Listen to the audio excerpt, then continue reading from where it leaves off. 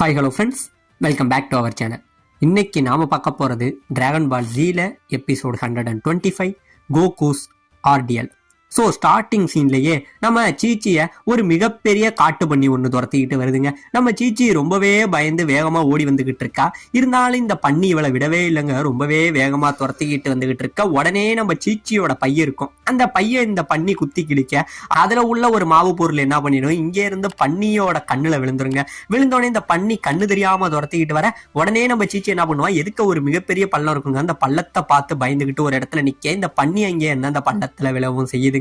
இப்ப இந்த பக்கம் நம்ம கோகுவை காட்ட நம்ம கோகு அப்படியே மேகத்தை பார்த்து ரசிச்சுக்கிட்டு இருப்பான். இந்த பக்கம் நம்ம கோகான் இருக்கான் பாத்தீங்களா, அவன் தண்ணிக்குள்ள ஒரு மிகப்பெரிய மீனை பிடிக்க, சூப்பர் கோகான் இன்னைக்கு சாப்பாட்டுக்கு பெரிய மீனை தாண்டா நீ பிடிச்சிருக்கங்கிற மாதிரி நம்ம கோகு சொல்ல, இது எல்லாத்தையும் நம்ம பிக்கோலோ பார்த்துட்டு என்னடா ட்ரைனிங் எடுக்க சொன்னா இவங்க இப்படி படுத்து நேரத்தை வீணாக்கிக்கிட்டு இருக்காங்களேங்கிற மாதிரி நம்ம பிக்கோலோ சொல்றாங்க. இப்போ ஒரு வழியா நம்ம சீச்சி சாயங்காலமா ஆயிடுது, இருந்த எல்லா பொருளையும் எடுத்துக்கிட்டு அந்த பண்ணிக்கிட்டு இருந்து கஷ்டப்பட்டு வீட்டுக்கு வந்துடுறா. அப்படி வீட்டுக்கு வர அவளுக்கு பக்கத்துல ஒரு கார்ல ஒரு ஃபேமிலி வந்து ரொம்பவே ஜாலியா ஷாப்பிங் பண்ணிட்டு போயிட்டு இருக்காங்க. இதை பார்த்துட்டு இவளுக்கு ஒரு பக்கம் பொறாமையா இருக்கு, நம்ம குடும்பம் நம்ம கோகு இப்படி இல்லையங்கிற மாதிரி பொறாமப்பட்டுக்கிட்டு இருக்கா. இப்ப இந்த பக்கம் நம்ம சீச்சி வீட்டுல இருக்க உடனே நம்ம கோகான் இங்க இருந்து வராங்க. அம்மா இன்னைக்கு ஒரு பெரிய மீனை பிடிச்சிட்டேன் அப்படின்னு சொல்ல உடனே நம்ம கோகுவும் வராங்க.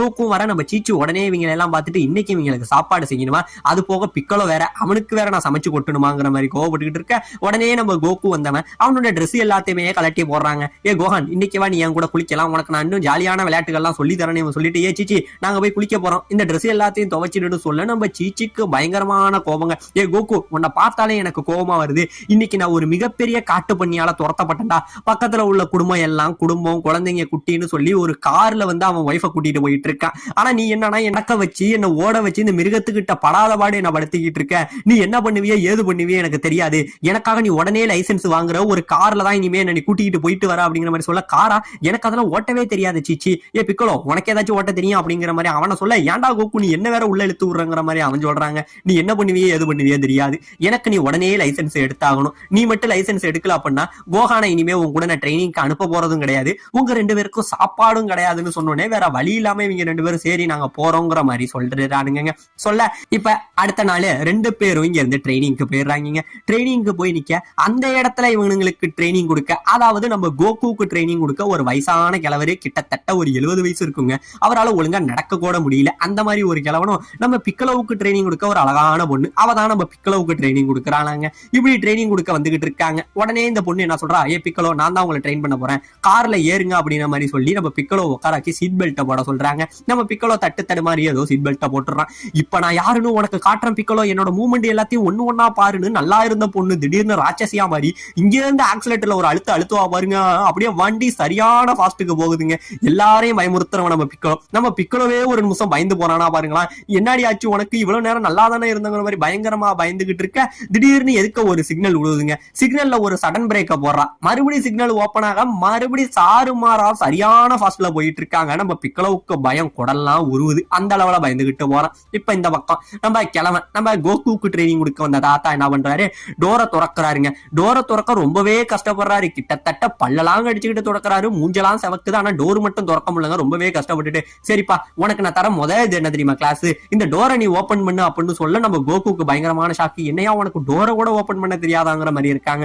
இப்ப இந்த பக்கம் நம்ம புல்மாவோட வீட்டை காட்ட நம்ம புல்மா வீட்டுல உள்ளவங்க எல்லாம் சொல்றாங்க, என்னன்னே தெரியல, வெஜிடா கிட்டத்தட்ட போய் ஒரு நாளைக்கு மேல ஆகுது, இன்னும் அந்த கேப்சூல்குள்ள என்னதான் பண்ணிக்கிட்டு இருக்கான்னு தெரியல, இன்னும் அதுல 400 கிராவிட்டியில வந்து அவன் ட்ரைனிங் எடுத்துக்கிட்டு இருக்கான் அப்படின்னு சொல்ல இவங்களுக்கு எல்லாம் பயங்கரமான ஷாக்கு. நான் தான் சொல்றேன், இந்த சயானுங்கெல்லாம் ரத்த வெறி பிடிச்சவங்க, அவங்க எல்லாம் அடங்கவே மாட்டானுங்கிற மாதிரி சொல்ல நம்ம புல்மாவோட அப்பாவுமே சொல்றாருங்க, எனக்கு வெஜிடாவை நினைச்சா ரொம்பவே ஆச்சரியமா இருக்கு, அவனுக்குள்ள இவ்வளவு பவர் இருக்குன்னு நான் எதிர்பார்க்கலங்கிற மாதிரி இவங்க பேசிக்கிட்டு இருக்காங்க. இப்ப இந்த பக்கம் அந்த ஷிப்புக்குள்ள நம்ம வெஜிடாவை காட்ட நம்ம வெஜிடா சரியான ஃபாஸ்ட்ல இதுக்கும் அதுக்குமா அப்படியே மறைஞ்சு வந்துகிட்டு இருக்காங்க. கிட்டத்தட்ட 400 மடங்கு கிராவிட்டிக்கு மேல ட்ரைனிங் எடுத்தோம், ரொம்பவே ஃபாஸ்டா வந்துகிட்டு இருக்காங்க. கிட்டத்தட்ட அவனுக்கு ட்ரைனிங் எல்லாம் வளைய போயிட்டு காத்த விட வேகமா வந்துகிட்டு இருக்க.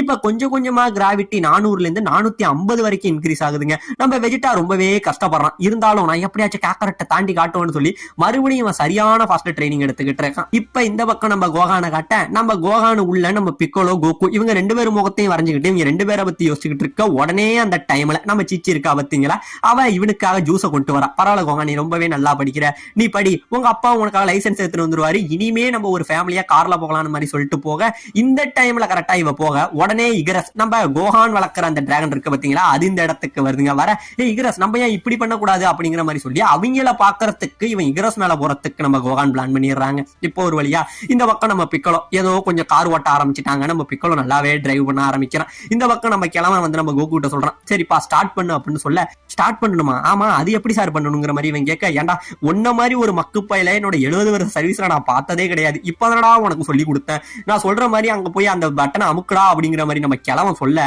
உடனே நம்ம கோகு என்ன பண்றான், பட்டனை அமுக்குறங்கிற பேர்ல ரிவர்ஸ் கீரை போட்டுறாங்க. வண்டி இங்கே இருந்து ரிவர்ஸ்ல போய் பின்னாடி போய் ஒரு இடத்துல முட்டிடுதுங்க.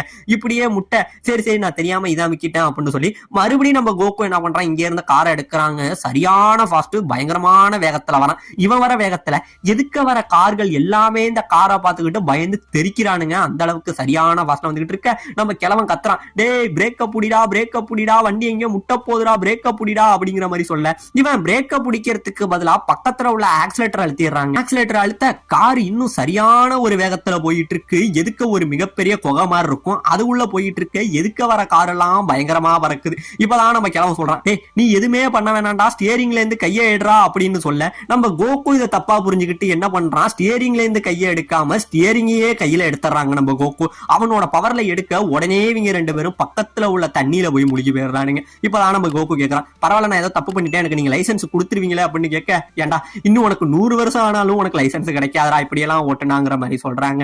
இப்ப இந்த பக்கம் நம்ம கோகான் என்ன பண்றான், இவங்கள பார்த்தே ஆகணும்னு இகரஸ் மேல வந்து இங்க வந்துகிட்டு இருக்கான். இப்ப இந்த பக்கம் நம்ம கோகு என்ன பண்றான், மறுபடியும் கார் ஓட்டுறாங்க. ரொம்பவே வேகமா தான் வந்துகிட்டு இருக்கான். பயங்கரமான வேகத்துல இங்க இருந்து நம்ம பிக்கலோட காரை தாண்டி வந்துடுறாங்க. உடனே இதை பார்த்து நம்ம பிக்கலோ, ஏன் கோகு என்ன நீ மிஞ்சிட்டியா, ஒன்னு அவ்வளவு சீக்கிரம் இந்த விட மாட்டேன்டான்னு இதை போட்டியா எடுத்துக்கிட்டு என்ன பண்றான், நம்ம பிக்கலோ சரியான ஃபாஸ்ட்ல நம்ம கோகுவோட காரை மிஞ்சின்னு ரொம்பவே வேகமா வந்துகிட்டு இருக்க. இது எல்லாத்தையும் நம்ம கோகான் தூரத்துல இருந்து பார்த்துட்டு காரு போன வேகத்தை பார்த்துட்டு பயங்கரமான ஆச்சரியப்படுறாங்க. இப்ப இந்த ரெண்டு கார் என்ன பண்ணுது, முன்னையும் பின்னையும் வேகமா போய்கிட்டு அப்படியே ரெண்டு காரும் பக்கத்துல மோதிக்குதுங்க. இப்படியே மோதி கண்ட்ரோலை இழந்து காரு வானத்துல பெல்ட்டி அடிச்சு இந்த இடத்துல வெடிச்சு செதறி போகுது. செதறி போக எல்லாரும் ஆச்சரியப்பட பாத்தீங்க அப்படின்னா நம்ம ரெண்டு பசங்களும் என்ன பண்ணிடுறாங்க, அந்த ரெண்டு பேரும் அப்படியே கையில பிடிச்சி தூக்கிக்கிட்டே வந்துடுறானுங்க. தூக்கிக்கிட்டு கீழே இறங்க. இப்பதான் நம்ம கிளம்பு சொல்றாரு, எப்பா உங்களுக்கு இந்த இடத்துல எல்லாம் ட்ரைனிங் செட் ஆகாது, உங்களுக்கு ஆள் நடமாட்டமே இல்லாத ஒரு இடத்துல ட்ரைனிங் கொடுத்தாதான் ஏதோ நீங்க ஓட்டுவீங்க அப்படின்னு சொல்லி இப்ப ஒரு மலைப்பாதையில நம்ம பசங்களுக்கு ட்ரைனிங் நடந்துகிட்டு இருக்குங்க.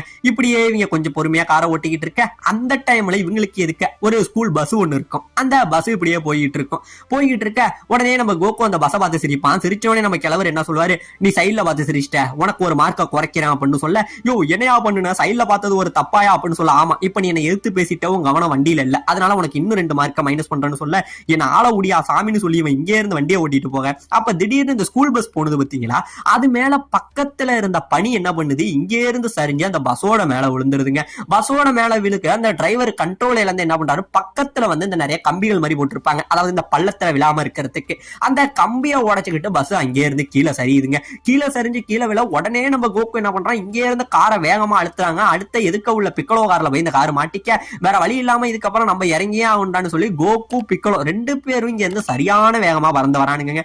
எப்படியோ ஒரு வழியா பறந்து வந்து அந்த பஸ்ஸை பிடிச்சிடுறானுங்க. பஸ்ஸை பிடிச்சிக்கிட்டு தூக்குறானுங்க. பஸ் ரொம்பவே கனமா இருக்கு. அது மட்டும் இல்லாம மேல இன்னும் பனிகள் வந்து இந்த பஸ் மேல விழுந்துகிட்டே இருக்குங்க.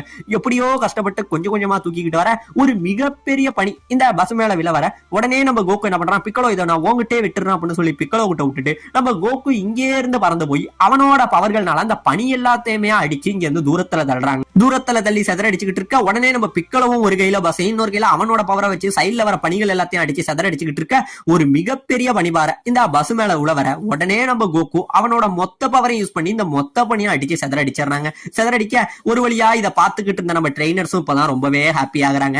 உடனே ஸ்கூல் பஸ் எல்லாத்தையும் காப்பாத்தியாச்சு. பசங்களும் ரொம்பவே பார்த்து பயங்கரமா ஹாப்பி பண்ணிக்கிட்டு இருக்க.